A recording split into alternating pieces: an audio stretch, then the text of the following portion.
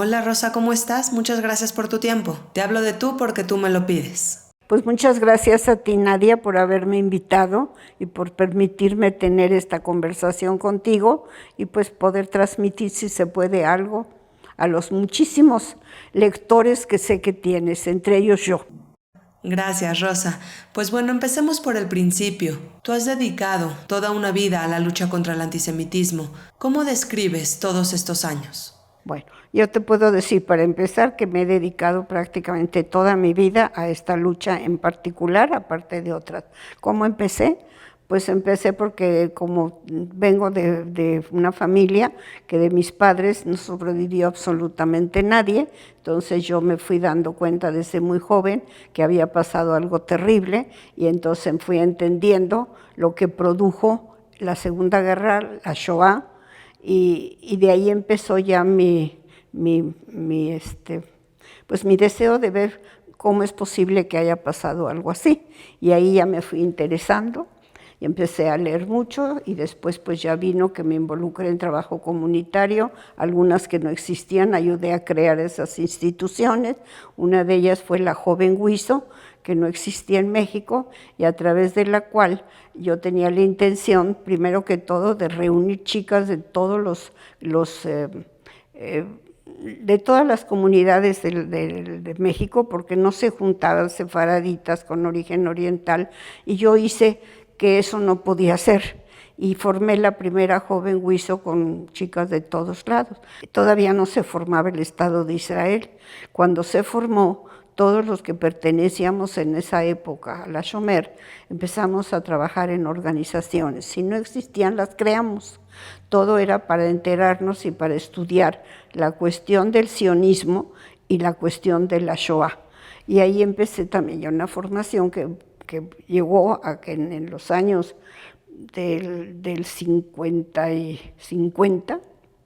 o 49, formé este grupo de la Joven Huizo. Y el resultado de esto fue que un año más tarde hubo el primer Congreso Huizo en Jerusalén y fui invitada para ir como delegada de México y desde luego dar una ponencia. Fui a Israel y ahí tuve experiencias muy interesantes sobre lo que me preguntas del antisemitismo también, porque la Huizo trabajaba entonces básicamente en traer sobrevivientes de la guerra, sobre todo niños y mujeres. Y ahí cuando estuve yo fueron varias experiencias que tengo que contarlas. Una fue el participar en ese congreso Huizo, que ya me hizo ver todo lo que se estaba haciendo en pro de eso y cómo lo pude corroborar, porque en una de estas granjas que estuve, sobre todo me tocó 3 chicas que eran sobrevivientes, que venían de lo que se llamaban las casas de muñecas, que si no hay mucha información, eran las casas de prostitución que se las llevaban los nazis. Entonces estas chicas viví con ellas en el mismo cuarto. Esa fue una experiencia inolvidable porque ya me tocó ver las consecuencias. Estas chicas se pasaban el día mirando por la ventana, no hablaban con nadie, ya tenían ahí un par de años y no hablaban. Y yo me pregunté si algún día podrían ser reincorporadas a una vida normal, cuando supe cuál había sido, cómo las tuvieron sometidas. Yo las encontré en Israel, en una de estas granjas colectivas de la Huizo, a donde las trajeron como sobrevivientes. La historia de estas chicas no la supe por ellas, porque ellas no hablaban. La supe por la gente de la granja y se supone que era para pues, volverlas a hacer que puedan reintegrarse. Ahí ellos me contaron, porque ellos conocían la historia de estos sobrevivientes que traían.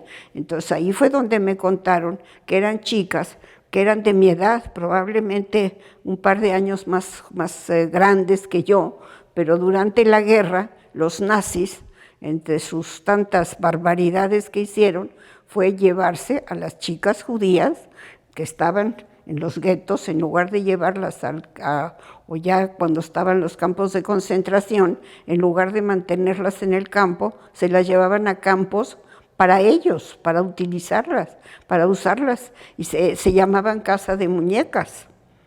fue algo espantoso, porque pues qué de muñecas, las usaban como prostitutas, pues les deshicieron la vida. Probablemente en ese tiempo tendrían 15, 16, 17 años, y lo que les tocó vivir, pues creo que ni siquiera nos lo podemos imaginar. Se han escrito, hay libros escritos sobre eso. Entonces ese fue un enfrentamiento muy grande para mí. De ver algo. Y siempre me pregunté qué haría Israel para reincorporarlas a una vida normal. Y esto antes, pues como había, cuando había yo ido a Israel para esta ocasión, me fui en barco, paré en Europa, en varios lugares, entre ellos Italia y Grecia, y ahí tuve unas experiencias tremendas en el sentido de ver la miseria, la pobreza, la destrucción en que quedó en Europa, y la miseria que había, y les puedo contar algo porque de veras es impresionante. Cuando el barco atracó, que yo no sé por qué al llegar echaban toda la basura al mar, y ver cientos o miles de niños que se lanzaban al mar para comer lo que podían de los desperdicios del barco que soltaba, manzanas a medio comer. Ahí enfrenté lo que es el hambre. Y aparte de que cuando iba yo a algún lugar, ahí estando en estos lugares de Europa, querías ir a un restaurante y pedir algo, no había nada, ni aunque tuvieras con qué pagar, no había comida. Bueno, eso ya fue antes de llegar a Israel. Luego llego a Israel y me enfrento con esto en el campo este. Para ese congreso fue muy interesante porque nos organizó a la UISO y toda la gente que había venido al Congreso Mundial de Sionista, organizaron eventos de tipo hasta bailes en la noche.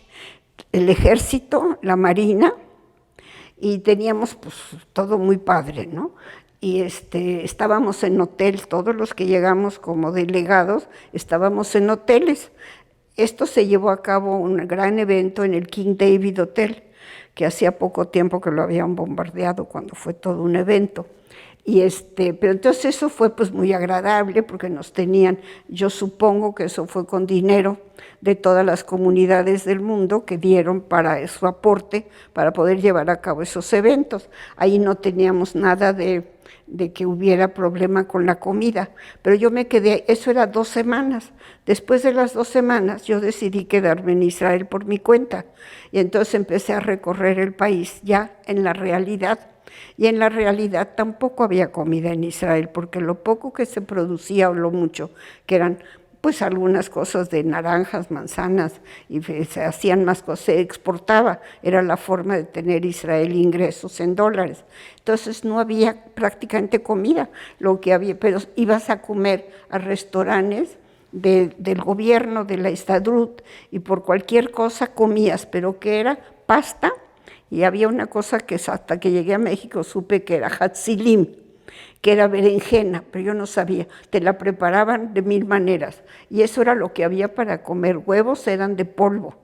Yo me quedé también en un majón para Madrijim allá, y pues ahí tuve que también cocinar lo que había y era esto. Bueno, eso fue lo que te puedo decir de cómo era el Israel recién fundado, que podemos hablar interminablemente, pero bueno, mi enfrentamiento con el antisemitismo, pues creo que de ahí ya data, desde entonces, de ver con los propios ojos lo que fue la Shoah, lo que debe haber sido, ¿no? Y la destrucción. Entonces yo ya de ahí me empecé a preguntar toda mi vida cómo pudo ocurrir tal cosa en una Europa que se supone que era la avanzada, en un país como Alemania que era la cumbre, y empecé a estudiar ya de ahí para el real todo qué fue lo que pudo haber pasado. Y llegué a la conclusión de que una de las tragedias es el prejuicio, que es lo que llevó también a la Shoah. Entonces el prejuicio lo encontramos hasta hoy día, cuando es no entender la diversidad de los pueblos, de las culturas, de la gente, y esa fue otra de las cosas a las que me he dedicado hasta hoy día, luchar contra el prejuicio para que no vuelva a ocurrir una cosa como estas, y para tratar de combatir el antisemitismo, que la raíz y la base del mismo es el prejuicio, no hay otra cosa. Sin duda, el prejuicio ha sido la causa de muchos males. Rosa, tengo entendido que en ese tiempo a ti te regalaban un boleto de avión para viajar hasta Israel, ¿cierto? Así es. Sin embargo, tú preferiste viajar en camión hasta Estados Unidos y tomar un barco desde Nueva York. Pero quisiera que me cuentes esta estadía en Estados Unidos, que tengo entendido que fue muy especial. Efectivamente, yo me iba a ir en avión porque era la invitación que tuve era para llegar a Israel rápido. Yo les pedí que mejor me dieran el dinero porque yo ya tenía en mente que voy a llegar en barco.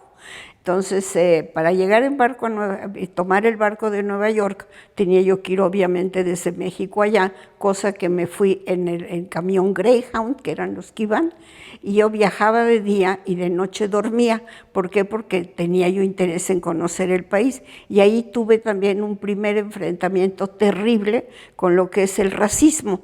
En este caso no era solamente con judíos, era con los negros, pero viene a ser otra vez la raíz de todos los problemas. Ahí me encontré con que había asientos para negros y para blancos, los baños igual, y tenía que estar todo dividido. Yo estaba absolutamente choqueada porque yo había creído que ese racismo ya no existía en los Estados Unidos. Después de haber leído La cabaña del tío Tom cuando era muy jovencita, pensé que eso quedó en la historia y fue un enfrentamiento terrible que me hizo que yo me iba a sentar al lado de los negros porque me parecía espantoso verdaderamente lo que estaba yo viendo. Entonces, ya ese fue también un shock en mi ida, de ver lo que es el racismo, otra vez el prejuicio, repito. Entonces fue interesante, después ya me fui en el barco, que creo que algo ya les comenté, y ahí pues tuve que enfrentar todo lo que les dije y ver la miseria. Cuando llego a Israel, y pues bueno, entre los episodios muy importantes que también me dejó una huella para siempre, fue el que acababan de traer los restos de Herzl a Israel, hacía muy poco tiempo, y yo como delegada de México, como era yo tan joven, porque era yo la única joven, toda la demás gente de todos los demás países eran mucho mayores que yo, aunque fuera joven huizo, yo tenía 18 años, y entonces me nombraron representante de la juventud judía de la diáspora y puse flores en la tumba de Herzl a nombre de esto, lo cual fue un impacto enorme. Pero antes de ese impacto de Herzl, yo creo que también me lo ocasionó el estar en el primer congreso sionista, el ver salir a todos esos líderes encabezado por Ben Gurión y ver a lo que eran los que formaron el recién formado Estado de Israel, pues fue un impacto que nunca lo pude olvidar y desde entonces me juré a mí misma que yo iba a luchar siempre, por si no lo tenía yo ya muy grabado con la Shomer, ahí acabé de confirmar que la lucha en mi vida iba a ser contra prejuicios y el apoyo al Estado de Israel, porque si no hubiera un Estado de Israel, hasta hoy día no estoy segura que no hubiera ocurrido otra Shoah. Entonces, para mí, la lucha contra el antisemitismo, la lucha por Israel, el apoyo, y la lucha contra el prejuicio, en todas sus formas y aspectos, y el no reconocimiento de tanta gente a la diversidad de nuestro mundo, de culturas, de seres humanos, todos tenemos que aprender a convivir en paz para tener un mundo que fuera mejor. Tengo sospecha, como tantos escritores y filósofos, que no lo hemos logrado, que el mundo sigue tristemente en manos de estas condiciones, que a lo mejor es una condición humana, yo me rehúso a aceptarlo, creo que es una cuestión de educación también, que falta mucha educación y por eso también es muy importante la difusión de esta situación, a lo que sí me dediqué el resto de mi vida, a difundirlo, a tratar de educar sobre este asunto para que nunca más se pueda repetir. Rosa, me impresiona que estuviste en el primer congreso sionista celebrado en Israel. ¿Recuerdas este evento? ¿Recuerdas a los personajes importantes que viste en este evento? No, pues eso es inolvidable, obviamente los tengo que recordar. La plana mayor de todos los que formaron el moderno Estado de Israel, encabezado por David Ben Gurión, por Moshe Sharet, por Golda Meir, y pues yo no te podría ahorita enumerar todos los demás porque tengo que pensarlo, probablemente estaba Shimon Peres con seguridad, muy joven, porque él estaba al lado de David Ben Gurión, probablemente Yitzhak Rabin, a quien sí tuve oportunidad de conocerlos en lo personal en Israel, tiempo después, cuando ya iba yo a congresos, porque después estuve trabajando para la Universidad Hebrea, y entonces ya fui a muchos congresos de la misma, y ahí sí ya tuve oportunidad de tener un acercamiento con ellos. A Ben Gurión ya no, porque Ben Gurión se regresó a su kibutz, yo ya no fui al kibutz de donde estaba, pero bueno, pues eso fue un impacto para mí inolvidable, tanto que te digo que yo ya nunca quité el dedo del renglón, que mi vida se iba a dedicar a lo que te dije antes. Primero, por Israel, eso indiscutiblemente. He sido una sionista absoluta y total, y todo lo que he podido hacer por Israel y que pueda yo seguirlo haciendo, lo seguiré haciendo, porque creo firmemente que eso es algo que el que no lo aprecie, el valor que tiene que tengamos un Estado de Israel. Entonces eso, y lo que produjo todo lo anterior que te decía, pues eso me hizo la lucha contra el antisemitismo y el apoyo a Israel, que van de la mano. Claro. Rosa, de todas las experiencias que viviste en tus años en la lucha contra el antisemitismo, ¿hay alguna experiencia que recuerdes de manera especial? A ver, ahí les voy a contar algo que fue muy interesante. Esto era hace muchísimos años también. Híjole, estoy pensando, han de haber sido los años 60, 60 y tantos, y estaba yo con el director de la ADL, Arnold Foster, y con Morton Rosenthal, que fueron después muy amigos míos, y resulta que hubo un desfile de los nazis, con banderas nazis en el centro de Nueva York. Y yo le dije, ¿cómo es posible que permitan que haya un desfile de nazis en estos años aquí? Y me dijo, sí, aunque te choques, si no permitimos que haya ese tipo de desfiles, tampoco lo vamos a hacer nosotros. Entonces la única forma es, ellos tienen la libertad de hacerlo, que después creo que se prohibió, ya no se podía hacer. Dice, pero si nosotros les prohibimos, mañana nos prohíben a nosotros. Entonces ahí entra otra vez la tolerancia y el tener que aprender a trabajar con estos enfrentamientos, con grupos neonazis, con grupos de que eran de la OLP que ya existían en México, porque se abrió una oficina de la OLP en México, gracias a después al voto ese que hubo de Echeverría con lo de sionismo igual a racismo, creo que se abrió inclusive un poco antes, y constantemente enfrentábamos choques donde había pues conferencias y simplemente pues, había una cantidad de publicaciones antijudías, antisemitas, y teníamos que tratar de ver cómo se puede contrarrestar eso, ya sea pidiendo al gobierno que intervenga o viendo qué organización, a través de qué organismos se podía prohibir todo esto. Entonces, pues constantemente enfrentábamos cosas que pues son parte de todo esto que estoy comentándote del prejuicio. Y entonces, pues la lucha de la ADL es justamente contra eso hasta hoy día. Claro, las cosas han cambiado porque la situación del mundo ahora es otra, pero pues eso ha sido el que siempre te das cuenta que no se acabó el nazismo y que no se acabó el antisemitismo ni los prejuicios que vienen consigo. Entonces, pues esa es una lucha constante. Yo creo que te contaba que en los tiempos ya actuales, con este grupo de Por la Paz, el Congreso por la Paz, pues ahí ya en estas alturas de la vida y después de tantísimos años, pues me dediqué a estar yendo a universidades a enseñar cómo pudo pasar el Holocausto, donde me han querido recibir a través del Congreso por la Paz. Tuvimos las puertas abiertas a muchísimas universidades y centros culturales, y yo ahí creo que una de las misiones es ir a enseñar de qué estamos hablando, porque además fue unas experiencias que yo tuve en las universidades muy importantes, porque se hacía una exposición afuera con carteles de la Shoah.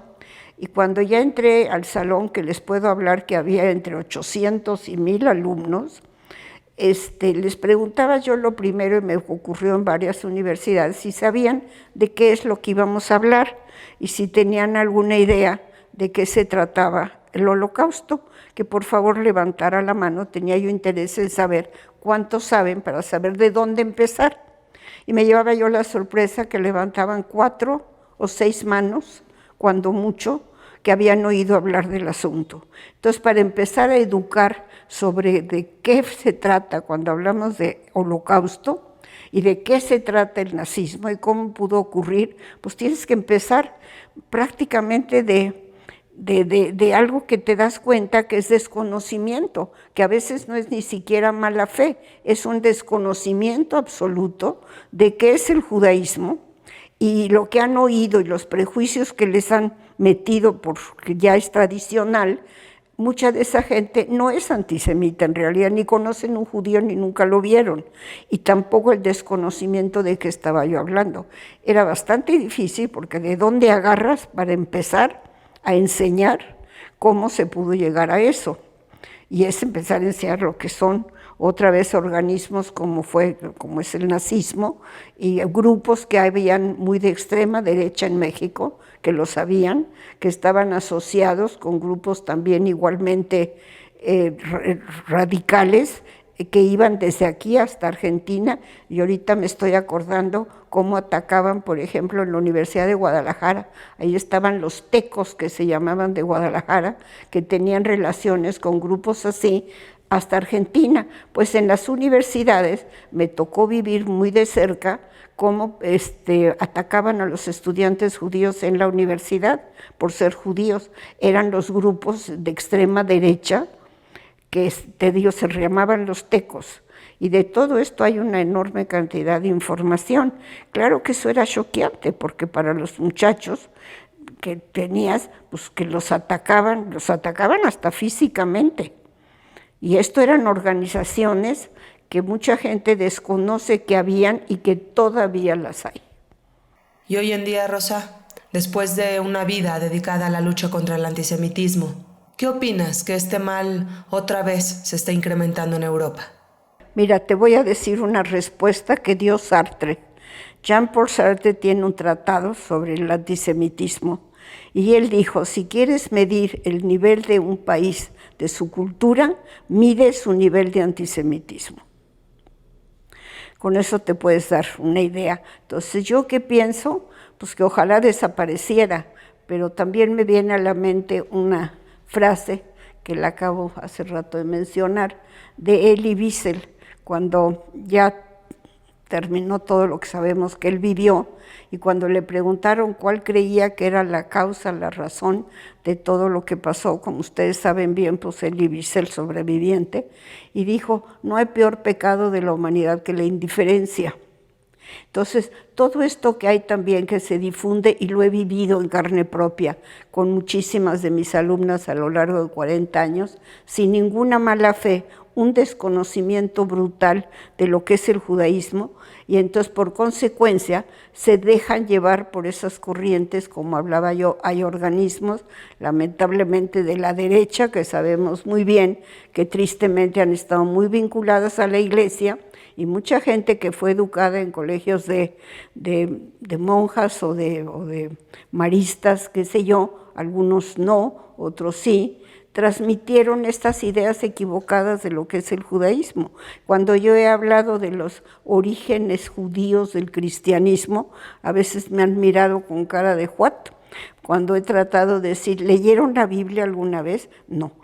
Pero son gente católica, o algunos protestantes es otra cosa, católicos. Digo, ¿la han leído alguna vez? No. Dije, ¿saben ustedes de dónde viene el Nuevo Testamento? Pues ahí está. Dije, pues no, nunca leyeron entonces el Viejo. Pues no. Entonces no tienen ni idea de dónde salió el cristianismo, ni de Jesús, de dónde salió Jesús y toda su enseñanza. Pues la verdad no, creían que siempre así ha sido, y entonces los judíos pues fueron los que mataron a Cristo y los que nunca quisieron aceptarlo, y se sigue esa tradición de prejuicio sin razonar, sin buscarle si es cierto o no es cierto. Entonces, si yo tengo hoy día que pensar qué va a suceder sin educación, sin enseñanzas, sin transmitir todo a lo que puede conducir esto, pues me temo que vamos a tener antisemitismo para el resto de muchos años, porque es falta de conocimiento. Porque si se supiera el aporte que el judío ha dado, de dónde procede el cristianismo y de dónde procede el islam, que tampoco no se sabe. Entonces, cuando hubiera una mayor información, a lo mejor cambiarían. Yo tuve buenas experiencias en eso, trabajando con el Consejo Interreligioso de México, donde justamente creo que una de las cosas que más lográbamos era ir a universidades a hablar y que nos vieran sentados en el presidium un musulmán, un hinduista, un católico, un protestante y desde luego un judío. Ya el hecho solo, mira, te lo cuento, hasta se me enchina, ya el hecho solo que nos viera que podemos estar en una misma mesa, creo que eso ya está hablando de algo que estamos enseñando, que es esa convivencia.